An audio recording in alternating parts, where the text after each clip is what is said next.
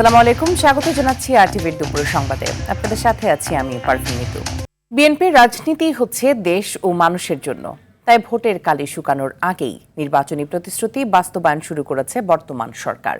কক্সবাজার সফরে গিয়ে জনসভায় এমনটি জানিয়ে প্রধানমন্ত্রী তারেক রহমান বলেন, বাজেটের মাধ্যমে জনগণকে স্বস্তি দিতে চায় বর্তমান সরকার, কিন্তু বিরোধী দল দেশকে অস্থিতিশীল করতে জনগণকে বিভ্রান্ত করছে।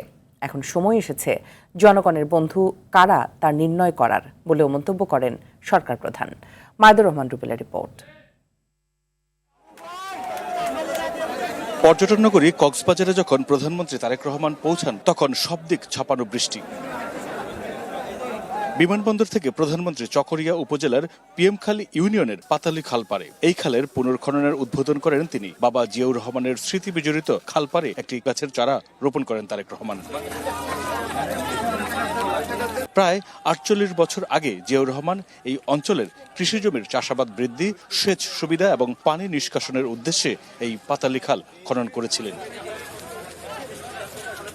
এরপর পাতালি এলাকায় পথসভায় যোগ দেন প্রধানমন্ত্রী। বক্তব্যে তুলে ধরেন সরকারের প্রতিশ্রুতি বাস্তবায়নের নানা দিক। নতুন অর্থবছরের বাজেট নিয়ে বিরোধী দলের সমালোচনার জবাব দেন সরকার প্রধান। বলেন, এই বাজেটের বিরোধিতা করে বিরোধী পক্ষ দেশে অস্থিতিশীল পরিস্থিতি তৈরি করতে চাইছে। যেই বাজেটে ট্যাক্স কমানো হয় সেই বাজেটও বিরোধী দল মানে না। যেই বাজেটে সিগারেটের দাম বাড়ানো হয় সেই বাজেটও বিরোধী দলের পছন্দ নয়।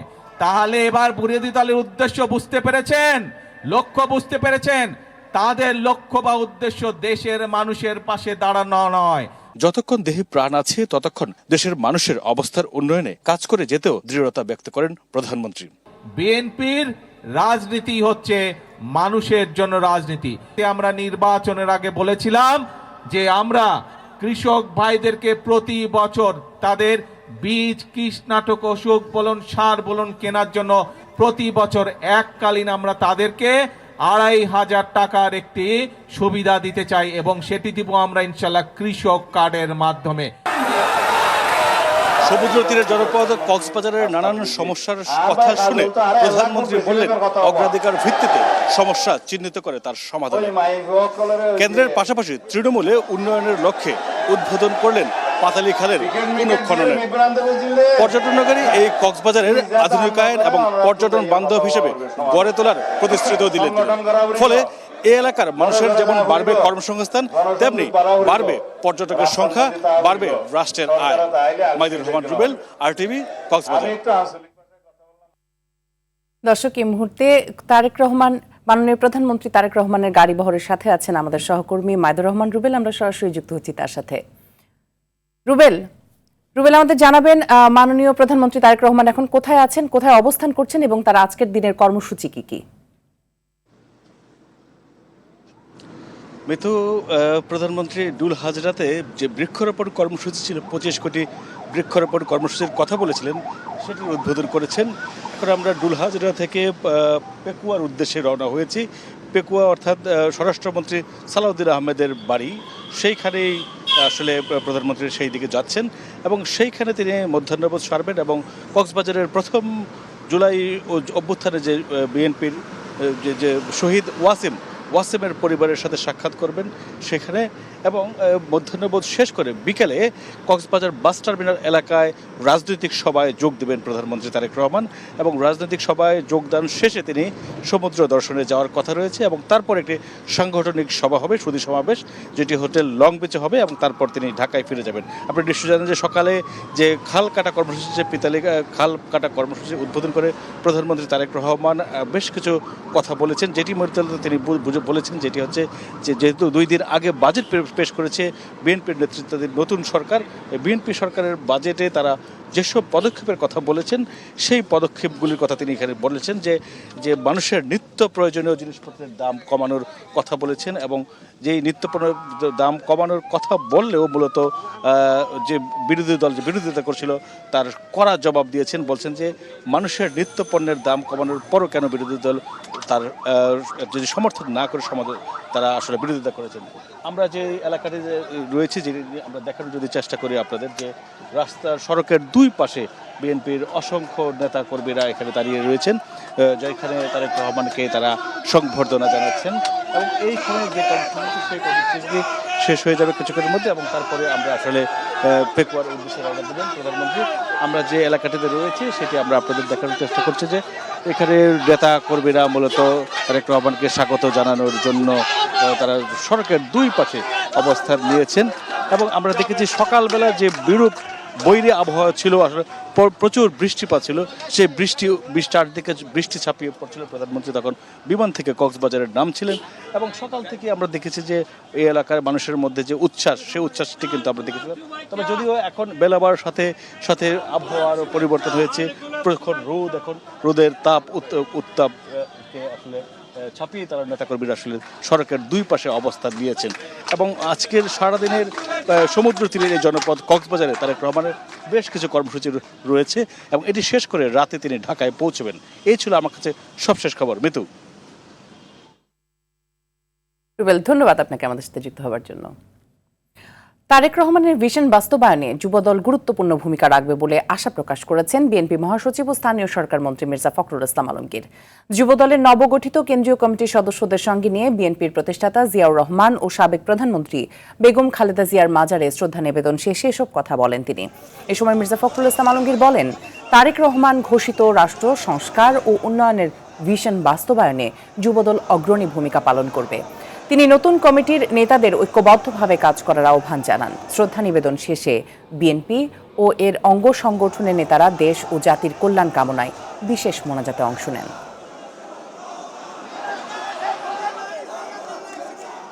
বর্তমান বাংলাদেশ সরকারের একটা নীতি হচ্ছে যুবককে তারা সামনে আনতে চান, তরুণদেরকে সামনে আনতে চান, এবং তারুণ্যের হাতেই বাংলাদেশের উন্নয়ন নির্ভর করছে।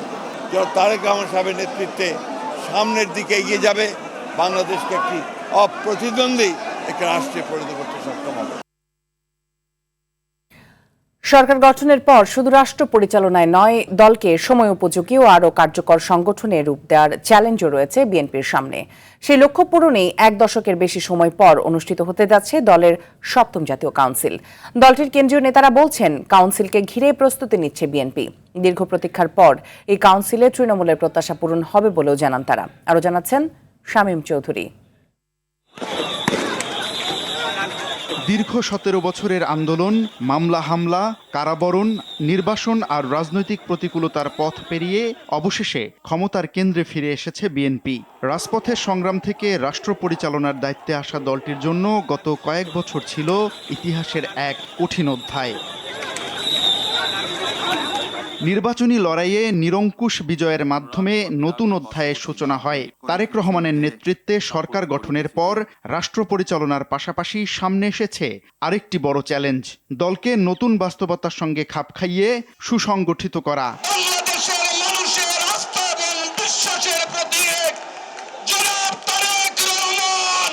সরকারের গুরুত্বপূর্ণ দায়িত্বে চলে গেছেন দলের অনেক অভিজ্ঞ নেতা। ফলে আন্দোলনমুখী সংগঠনকে এখন রূপ দিতে হচ্ছে একটি সুসংহত শাসক দলের কাঠামোয়। এই বাস্তবতায় দীর্ঘ এক দশকের বেশি সময় পর দলের ৭ম জাতীয় কাউন্সিল আয়োজনের প্রস্তুতি নিচ্ছে বিএনপি। কাউন্সিল হবে বছরের মধ্যেই, আমরা এখন সময় নির্ধারণ করিনি। এটি হবে দলের চেয়ারম্যান ও প্রধানমন্ত্রী তারেক রহমানের নেতৃত্বে প্রথম জাতীয় কাউন্সিল।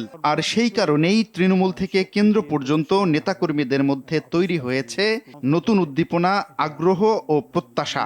যারা আমরা মাঠ লেভেলের নেতাকর্মী, আমরাও অনুপ্রাণিত হই। উনি তো এখন শুধু পার্টি চেয়ারম্যান নন, তিনি তো প্রধানমন্ত্রীও বটে। তো সুতরাং প্রধানমন্ত্রী তো গুরুদায়িত্ব, এর মধ্যেও সাংগঠনিক বিভিন্ন বিষয় নিয়ে তিনি খবর রাখছেন। পার্টি চেয়ারম্যান হিসেবে যে সিদ্ধান্তগুলো দেওয়া দরকার, সেই সিদ্ধান্তগুলো তিনি দিচ্ছেন। দীর্ঘ বিরতির পর এবারের কাউন্সিলকে দল পুনর্গঠন ও ভবিষ্যৎ রাজনৈতিক কর্মপন্থা নির্ধারণের গুরুত্বপূর্ণ মঞ্চ হিসেবে দেখছেন বিএনপির স্থায়ী কমিটির এই সদস্য। গত ১৭ বছর তো আমাদের বিএনপির নেতা কর্মীরা কিন্তু সেইভাবে অগ্রসর হইতে পারে নাই। আমরা ত্যাগীদের এবং যারা কাজ করেছে, দেখিয়েছে, যখন কাউন্সিল হবে তখন এই ধরনের নেতা কর্মীদেরকে এখানে মূল্যায়ন করা হবে। এবং আমার বিশ্বাস যে দল আরও অগ্রসর হবে। এবারের কাউন্সিলে কি চমক থাকবে দলের কৌশলগত কারণে বিষয়টি প্রকাশ না করে অপেক্ষা করার কথা বললেন বিএনপির এই জ্যেষ্ঠ নেতা। স্বাভাবিকভাবে আমরা যেহেতু ক্ষমতায়, কাউন্সিলটা একটু জাঁকজমকপূর্ণই হবে। দীর্ঘ প্রতীক্ষার পর অনুষ্ঠিত হতে যাওয়া সপ্তম কাউন্সিলকে ঘিরে দলের মধ্যে বাড়ছে প্রত্যাশা। রাজনৈতিক বিশ্লেষকরা বলছেন, বিএনপির এই কাউন্সিলই নির্ধারণ করে দিতে পারে দলটির আগামী দিনের সাংগঠনিক শক্তি ও রাজনৈতিক পথ চলার নতুন দিগন্ত। শামীম চৌধুরী, RTV, ঢাকা। জ্বালানি সংকটকে বিনিয়োগে বড় বাধা বলে মন্তব্য করেছেন পররাষ্ট্রমন্ত্রী এবং জাতিসংঘ সাধারণ পরিষদের 81তম অধিবেশনের সভাপতি doctor Khalilur Rahman.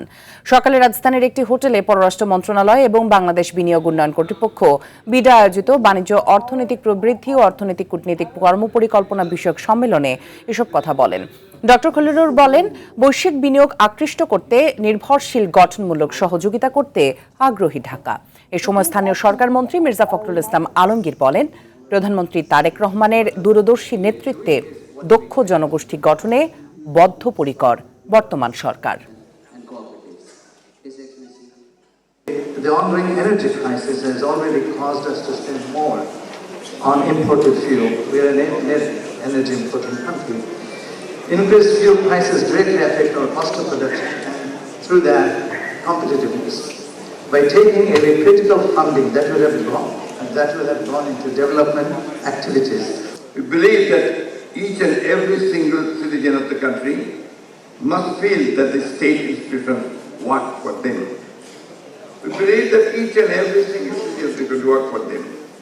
Under the dynamic leadership of our Prime Minister, Mr. Tariq Rahman, our government is committed to providing the hard-working and fast-learning people of Bangladesh. এদিকে একই অনুষ্ঠানে অর্থ পরিকল্পনা মন্ত্রী আমির খসরু মাহমুদ চৌধুরী জানান, বিনিয়োগ ও কর্মসংস্থান বাড়াতে ব্যবসা পরিচালনার খরচ ও আমলাতান্ত্রিক জটিলতা কমানো হবে। এরই মধ্যে ব্যবসা সহজ করতে প্রস্তাবিত বাজেটে লাইসেন্স ও অনুমোদন প্রক্রিয়া সম্পূর্ণ ডিজিটালাইজ করে তা সর্বোচ্চ 7 দিনের মধ্যে নিষ্পত্তির উদ্যোগ নেওয়া হয়েছে বলেও জানান তিনি। বলেন, শুধুমাত্র গুটি কয়েক মানুষের জন্য নয়, বরং তৃণমূল থেকে শুরু করে সর্বস্তরের মানুষ যাতে অর্থনীতির সুফল ভোগ করতে পারে, সরকার সেই লক্ষ্যে কাজ করছে। রাজধানীর একটি হোটেলে পররাষ্ট্র মন্ত্রণালয় এবং বাংলাদেশ বিনিয়োগ উন্নয়ন কর্তৃপক্ষ বিডা আয়োজিত বাণিজ্য, অর্থনৈতিক প্রবৃদ্ধি ও অর্থনৈতিক কূটনীতিক কর্মপরিকল্পনা বিষয়ক সম্মেলনে এসব কথা বলেন অর্থমন্ত্রী।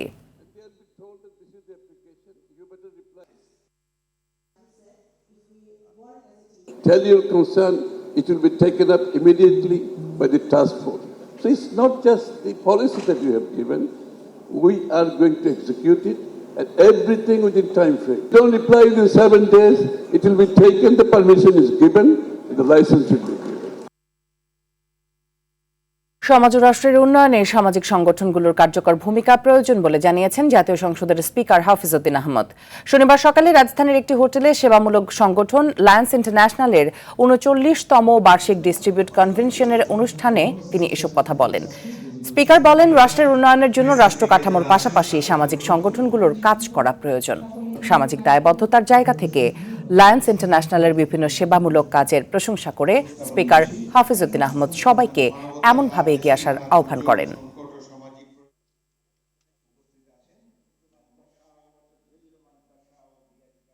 বর্তমানে আপনারা যেসব গুরুত্বপূর্ণ বিষয়ে কাজ করছেন সেগুলো সমাজের প্রতিটি স্তরে ইতিবাচক প্রভাব ফেলছে এবং দেশকে উন্নয়নের পথে এগিয়ে নিয়ে যাচ্ছে। চক্ষু সেবা এবং দৃষ্টিশক্তি সংরক্ষণ, শিশু ক্যান্সার সহায়তা, মানবিক ও সমাজসেবামূলক সেবা, এসব কার্যক্রম শুধু সেবাই নয়, বরং একটি মানবিক, সহমর্মী এবং উন্নত বাংলাদেশ গঠনের পথকে আরও সুদৃঢ় করেছে। চট্টগ্রামে নিজ বাসায় ফেরার পথে বাংলাদেশ জাতীয় ক্রিকেট দলের ক্রিকেটার নায়েম হাসানকে মারধরের অভিযোগ উঠেছে গোয়েন্দা পুলিশের বিরুদ্ধে। শুক্রবার রাতে চট্টগ্রাম নগরের লালখান বাজার এলাকায় এই ঘটনা ঘটে। পরে তাকে খুলশী থানায় নিয়ে গিয়েও হেনস্থা করা হয়। এই ঘটনায় খুলশী থানার এক উপপরিদর্শক ও 2 কনস্টেবলকে প্রত্যাহার করে পুলিশ লাইন্সে সংযুক্ত করা হয়েছে। নাইমের অভিযোগ, ঢাকা থেকে প্রিমিয়ার লিগের খেলা শেষে বিমানযোগে চট্টগ্রাম পৌঁছে সিএনজি চালিত অটোরিকশায় করে বাসায় ফিরছিলেন তিনি। লালখান বাজারে পৌঁছলে ডিবি পরিচয়ে কয়েকজন তার গাড়ির গতিরোধ করেন এবং অন্য একটি গাড়িতে তোলার চেষ্টা করেন। এতে আপত্তি জানালে তাকে মারধর করা হয়। তার দাবি, নিজের পরিচয় দেওয়ার পরও হেনস্থা বন্ধ হয়নি। চট্টগ্রামের একটি হাসপাতালে চিকিৎসা নেওয়ার পর নাইম বর্তমানে চট্টগ্রামে নিজ বাসায় আছেন।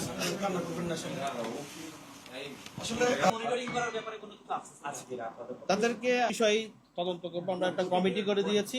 লালখানবাজার ফ্লাইওভারের নিচে আমার সিএনজি দাঁড়া করাইছে, উনি হলো সিএনজি ড্রাইভার। আমি বের হয়ে দাঁড়াইছি, পরে উনি আমাকে কিছু বলে নাই, ওনার গাড়ির কাগজপত্র নিছে। পরে আমি বলতেছি আপনি ব্যাগ চেক করেন, বলতেছি তুই গাড়িতে উঠ। গলা চিপে ধরে আমাকে গাড়িতে তুলে ফেলছে। আমি বলতে আপনি আমাকে গলা চিপে ধরে কেন তুলতেছেন? আমি ধাক্কা মেরে বেরিয়ে গেছি। এরপর উনি আমাকে গলা চিপে ধরে ওদের গাড়িতে ধরে রাখছে, আর ওরা ইচ্ছা মতন হ্যারাসমেন্ট করতেছিল। পুলিশ ছিল 2 জন, আরেকজন একটা সাদা পাঞ্জাবি পরা একটা মানুষ ছিল। ও কিছু পরিচয় দেয় না, ও মারতেছিল একটা ফাইট দিয়ে। ভাই আমাকে আমার পরিচয় দিছে, তাও ও আমাকে মারতেছিল ওখানে।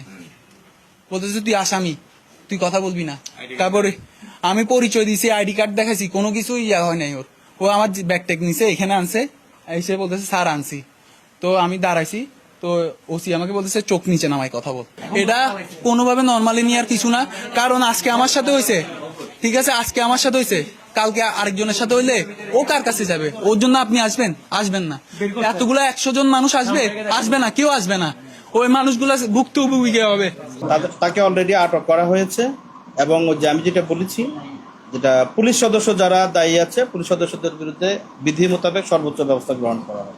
তাই এরকম আনপ্রফেশনাল আচরণ করবে তাদের বিরুদ্ধে পুলিশ কারো ব্যক্তিগত দায় পুলিশ ডিপার্টমেন্ট বহন করবে না, যে তাকে নিজেকেই বহন করতে হবে আনপ্রফেশনাল আচরণ। এদিকে ক্রিকেটার নাইম হাসানকে পুলিশের মারধরের ঘটনায় ফুঁসে উঠেছে পুরো ক্রীড়াঙ্গন। তীব্র নিন্দা ও প্রতিবাদ জানিয়েছে বিসিবি। সুষ্ঠু তদন্ত ও এর বিচার দাবি করেছে বোর্ড। সুষ্ঠু তদন্তের মাধ্যমে এই ঘটনায় জড়িত ব্যক্তিদের দ্রুত শাস্তির আওতায় আনার জোর দাবি জানিয়েছেন বিসিবি। বিবৃতিতে নাইমের পাশে থাকার ঘোষণা দিয়ে বলা হয়েছে, একজন অ্যাথলেটিকের সঙ্গে পুলিশের এই ধরনের আচরণ ভয়ঙ্কর। এদিকে নিন্দা জানিয়ে ব্যবস্থা নেওয়ার দাবি জানিয়েছেন বিসিবি সভাপতি তামিম ইকবাল। এছাড়াও প্রতিবাদ জানিয়েছেন লিটন দাস, মুশফিকুর রহিম সহ অন্যান্য ক্রিকেটাররা। এদিকে পুরো ঘটনায় তদন্ত করে দোষীদের শাস্তির দাবি জানিয়ে জোরালো বিবৃতি দিয়েছে কোয়াব।